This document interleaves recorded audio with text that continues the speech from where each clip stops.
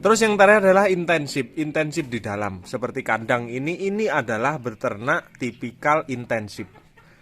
Tipikal kita inputnya semua yang kita berikan ke ayam itu berasal dari kita. Mau inputnya minum, mau input.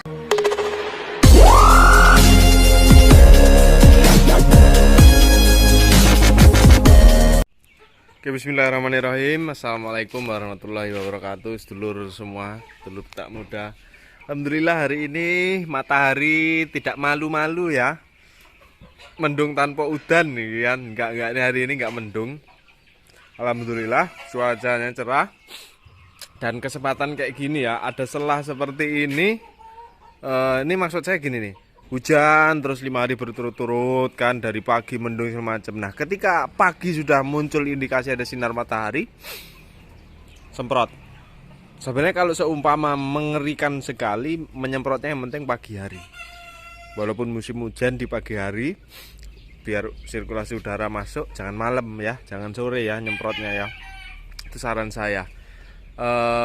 Dengan cuaca menjadi panas seperti ini juga satu seneng kita iya, karena apa? Karena kelembapan tidak selembab yang kemarin. Nah, yang tadinya becek sekarang alhamdulillah karena kena sinar matahari baik, bagus. Nah, tapi juga hati-hati juga. Nah, kadang ayam itu bisa head stress atau ada perubahan cuaca segala macamnya, ngedrop lagi ini dan segala macam. Makanya kan pencegahan, sebenarnya pencegahan saya udah tak pakai rekan-rekan ya. Pencegahannya di vitamin, di jamu, di trimisin. 3 amunisi itu saya. Di induk ekstimulan, di pembesaran neopro, terus induk dan pembesaran juga kadang ditrimisin. Habis itu pakan selalu campur jamu setiap hari. Hari ini habis, nanti kita buat ya. Tentunya kawan-kawan kalau sudah merawat ayam, kita mau berbicara jenis merawatnya, kita termasuk golongan apa ya kan. Penting itu menentukan, nanti menentukan juga kita mau merawat ayam dengan jenis ini. Berarti nanti ayam apa yang tepat untuk kita lakukan dengan jenis perawatan kita. Dalam merawat ayam, ya kan, lama ini nggak sambil jalan-jalan kita. Dalam merawat ayam itu ada 3 tipe atau 3 jenis. Ekstensif, semi intensif, intensif. Tiga jenis ini. Apa sih yang dimaksud ekstensif? X di luar. Jadi ekstensif itu dilepas, bebas. Contoh halnya seperti mungkin dulu kita sebelum kenal perkandangan ini. Jadi kita di belakang rumah ada pohon, paling ada cuma rumah-rumahan dikasih tarangan. Jadi ayam itu tidur ya nangkring di atas pohon, mungkin nangkring di perumahan kita, nelor ya di tarangan yang kita berikan di perumahan gini ya kan. Angkrem di situ, nanti begitu netes anaknya dibawa turun, kembang biak sendiri. Makannya pun kadang makan kita cuma nasi sisa makan, sayuran sisa makan. Kadang juga dia karena sudah kita umbar, dia itu makannya los, main ke kandang orang, main ke wilayah orang. Kadang ya di situ makan singkong, makan apa dan macam, makan muntul dan segala macamnya. Oke, itu ekstensif. Nah, habis itu kita berangkat ke semi intensif. Semi intensif itu apa? Yang dimaksud semi intensif itu adalah ayam itu dikandangkan di kandang seperti ini. Ketika malam atau sore menjelang malam sampai pagi. Habis itu pagi dibuka pintunya, dikepar. Tentunya akan ada lahan yang lebar. Sama seperti ekstensif tadi. Itu juga bisa kita lakukan pada zaman sekarang mungkin ya, tapi biasanya itu semi intensif itu kalau kita punya kebun, mungkin kita ditanami singkong di situ, mungkin kita punya kebun sawit, terus paling nanti kebun sawit sekian hektar, mungkin kita bikinkan pagar dari waring yang 1/4 atau 1/8 dari tanah itu khusus untuk mereka cari bermain. Sumber makanan eksternal, ekstensif dan semi intensif itu sumber makanannya berasal dari alam. Mau dia entah makan buah-buahan apa, makan cacing, ceker sana ceker sini, itu juga sumber makanan dia. Tetapi kadang di semi intensif kita juga masih memberikan makanan tambahan seperti ini. Begitu dia kepar paling kita sehari sekali untuk memberikan makanan tambahan seperti ini. Terus yang terakhir adalah intensif di dalam seperti kandang ini adalah beternak tipikal intensif. Tipikal kita inputnya semua yang kita berikan ke ayam itu berasal dari kita. Mau inputnya minum, mau inputnya pakan, itu asalnya dari kita semua. Ayam ini diam di kandang, atau mungkin kalau untuk budidaya pembesaran itu dari DOC sampai memasuk masa panen, itu semua input dari kita. Minum, pakan, vitamin, semua asalnya dari kita. Nah itu namanya intensif. Terjadi juga di induk pengembang biakannya. Mungkin kalau intensif seperti ini, itu ya di dalam. Dan tanpa dia mengerami sendiri. Jadi telurnya kita ambil setiap hari.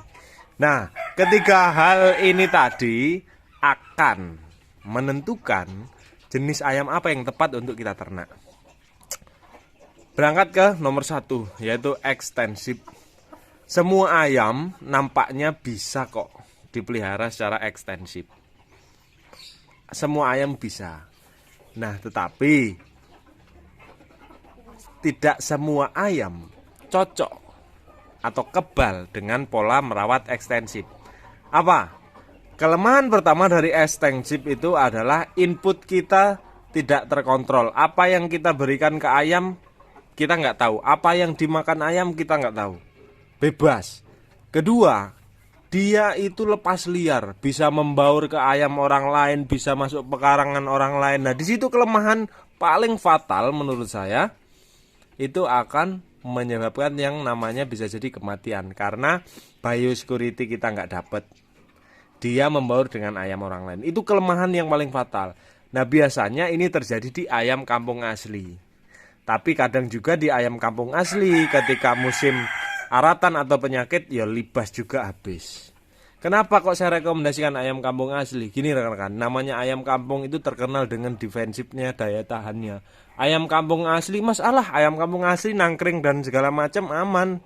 Nggak perlu nih kayak gini obat. Nah, karena memang dari kecil atau memang sudah survive dari awal dia begitu, dia akan terbiasa dengan hal-hal seperti itu. Tapi pasti ya, ketika musim aratan begitu kanan kiri kena, rata juga kita ikut kena. Jarang yang ekstensif bisa terkontrol untuk penanganan penyakit dan segala macamnya, jarang.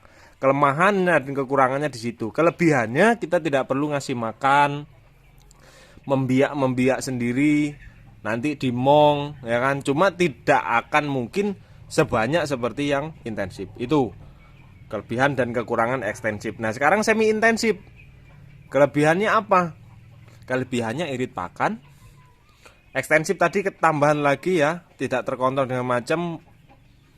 Terus pergerakan ayam itu nggak bisa kita kontrol lah, pokoknya intinya itu. Sekarang semi intensif, kelebihannya irit pakan, kekurangannya adalah kita itu tidak bisa mengontrol juga. Mengontrolnya paling cuma malam tok, ketika dia mengandang. Ini tipikal ayam apa yang bisa kita pakai? Ayam kampung asli bisa, ayam-ayam persilangan bisa. Ataukah ekstensif tadi ayam kampung persilangan bisa juga mas? Kayaknya dengan induk yang sudah pakai alat beras kayak gini, kalau kita ekstensifkan mereka, kayak ini bubar. Ya mungkin kebanyakan sekian persen mungkin bisa yang berhasil. Tergantung daerahnya itu sudah terkena virus belum. Kalau sudah ya kemungkinan berhasil gagal kalau pakai metode atau tipe merawat ekstensif dengan ayam-ayam seperti ini. Cocoknya memang di ayam kampung asli. Kembali ke semi intensif. Semi intensif kelebihannya itu irit pakan, ya kan? Kekurangannya banyak. Kita juga tidak bisa ngontrol ayam ini inputnya apa. Tetapi bisa juga kita siasati. Yang penting ini semi intensif ini cocok ketika Anda punya kebun yang luas, kandang Anda di kebun. Contoh simpel, Anda punya kebun sawit atau kebun-kebun yang lain, itu cocok bagi dulur-dulur semua untuk pakai tipe merawat ayam, yaitu tipe semi intensif. Nah, Tapi tipe semi intensif ini juga apakah bisa dia berkembang sendiri Mas? Maksudnya kayak tadi, kayak ekstensif diberikan petarangan, bisa. Dia nanti akan bertelur di rumah-rumahan seperti ini. Kan kita meliarkannya hanya ketika pagi. Nanti sore dia kita panggil atau kita kasih pakan, kita pancing, dia akan masuk dan dia akan tidur di dalam kandang ini. Nah, nanti kita tinggal siapkan tarangan, taruhlah di atas sana, atas sini. Itu namanya semi intensif. Yang terakhir itu adalah tipe intensif atau yang sekarang sudah mulai banyak dipakai sedulur semua. Sekarang sudah yang tadinya orang-orang rumahan yang tadinya pakai ekstensif, pakai semi intensif, sekarang sudah banyak beralih di yang namanya merawat intensif. Cuma ada beberapa standar menurut saya yang kita akan pakai di sini di intensif ini, karena kalau sudah intensif berarti inputnya ke ayam baik minum, baik pakan, baik apapun itu berasal dari kita. Ayam nggak bisa nyari sendiri. Otomatis kita akan memerlukan modal. Nah, modal ini harus berbanding lurus dengan income kita atau outputnya dari ayam. Input dari kita, ayam nanti keluarin output atau feedbacknya atau umpan baliknya. Kita kasih minum, kasih pakan, nah nanti penghasilan ayam ini balik ke kita harus sesuai. Tentunya kalau sudah intensif, kalau budidaya pembesaran yaitu berat badan. Kita berangkat dulu di pembesaran. Nah, berat badan ketika input pakan, input minum, dan input lain-lain kita berikan ke ayam itu terhitung berapa. Otomatis nanti begitu masuk usia panen, itu harus temu. Jadi modal berapa, kita panen dapat berapa. Nah, tentunya tipe ayam itu berpengaruh. Makanya, kenapa ayam-ayam sekarang, ayam-ayam persilangan itu bermunculan untuk menggantikan performa ayam kampung asli yang pertumbuhan badannya atau pertumbuhan dagingnya lamban. Karena apa? Ketika ayam kampung kita masukkan intensif seperti ini, dewe, wah nggak ketemu, kecuali harga jualnya sangat tinggi, 70.000, 60.000 mungkin masih bisa. Karena ayam kampung asli identik dengan tumbuhnya agak lamban, paling cepet 3,5 bulan itu baru sekilo. Makanya bermunculan ayam-ayam persilangan seperti ayam KUB, ayam-ayam lain, atau mungkin ada ayam yang benar lokal yang bisa cepet, itu juga bisa. Tipe ayam harus kita sesuaikan kalau kita sudah intensif. Karena kembali lagi input ke ayamnya dari kita, jadi nanti harus sesuai. Modal dengan hasil panen itu harus sesuai. Itu kita bicara di budidaya pembesaran. Nah, sekarang adalah budidaya pengembang biakan atau breedingnya. Kita menghasilkan DOC, menjadi peternak mandiri, peternak rumahan. Itu kita juga harus berbicara juga produksi telurnya. Makanya kenapa saya bilang ayam kampung asli, kalau mau jadi peternak mandiri jangan ayam kampung asli. Karena apa? Paling banyak ayam kampung asli itu di 15 butir. Itu paling banyak. Habis itu mengeram, ya kan? Walaupun ayam persilangan semua mempunyai naluri ngeram, tidak akan luput. Cuma kadang yang muncul berapa persen itu tok. Semua ayam punya naluri mengeram kok. Terus produksi telurnya itu pun harus sebanding dengan pengeluaran kita. Contoh simpel, per ekor 80 gram atau 100 gram. Nah, tinggal kita kalikan sehari kebutuhannya sekian ribu. Terus ketika kita hitung produksi telurnya berapa, ayam 10 produksi telurnya 5, harga pasaran telur 2.000, berarti sehari dapat 10.000. Nah, pengeluaran kita untuk ayam itu berapa seharinya? Sekian ribu Mas, dengan vitamin mungkin di angka 7.000 sudah sama vitamin, berarti masih badi 3.000 per hari. Itu sudah masuk hitungan. Maksud saya begitu. Jadi ngitung keuntungan produksi telur itu bukan dari DOC-nya. Kalau saya hitung paling kecilnya dulu. Di mana? Telur. Ketika telur sudah minimal pakpo atau minimal imbang antara pengeluaran dan harga telur kita dapatkan per harinya, itu sudah masuk, bisa kita lanjutkan untuk ayam ini sok dipakai untuk menjadi peternak mandiri. Makanya kenapa saya rekomendasikan jangan ayam kampung asli deh kalau mau intensif bener. Nggak ketemu nanti, mending sekalian aja pakai ayam persilangan atau ayam yang sudah jadi, ayam KUB, layar motif, AKI dan segala macamnya.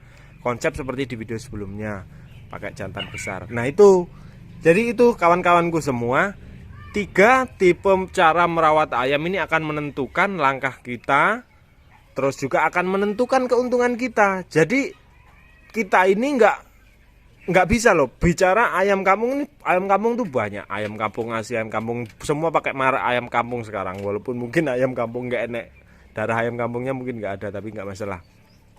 Kalau kita sudah bicara itu ya kita harus bicara hitung-hitungan realnya di lapangan, nggak akan ketemu gitu loh. Makanya aku bilang dari sekarang, mau beternak model apa nih, ya kan? Mau beternak pakai tipe A apa nih? Kalau untuk zaman sekarang saya rekomendasikan intensif. Kelebihannya apa? Inputnya kita enak, ngerawatnya ayam kita enak, ya. Recordingnya ayam kita enak, pengamati ayam kita enak. Jadi mana yang kira-kira oh itu beler, tarik, isolasi mandiri, beri treatment yang lain. Oh itu produksinya turun kayak Mas Ropit kemarin, kasih ini kasih ini. Jadi terkontrol. Karena kalau sudah bicara intensif, Anda wajib punya ayam yang 50% produksi telurnya per populasi per hari, performa pertumbuhannya baik untuk pembesaran itu. Karena kalau Anda bicara intensif, semuanya harus ada standarnya. Walaupun dalam praktek ada ketidaksesuai harapan mungkin, ini mungkin karena kan udah ku bilang kita hanya bisa berusaha hasil yang kuasa. Jadi itu dulur-dulurku semuanya. Ini adalah 3 tipe cara merawat ayam itu. Semoga itu bermanfaat. Paling tidak mungkin apa yang saya tahu tertular tentang tipe atau model merawat ayam, yaitu ekstensif, semi intensif, dan intensif. 3 tipe ini akan menentukan langkah-langkah kita ke depannya. Semoga bermanfaat. Tek warek nyopo sebrekernya enggak, Tek? Meneng aja rasa ngomong. Panasan karena kemarin ini nggak apa-apa, megap-megap kayak gini aman kok, karena memang panas, tapi sejauh ini aman. Yang paling aman kalau mau megap-megap sampai glosor berarti itu indikasi head stress. Yang penting air minum tetap stay ya. Pakan ya jelas entek jam segini. Oke, saya Ria, assalamualaikum warahmatullahi wabarakatuh. Salam sukses istimewa semuanya, I love you full.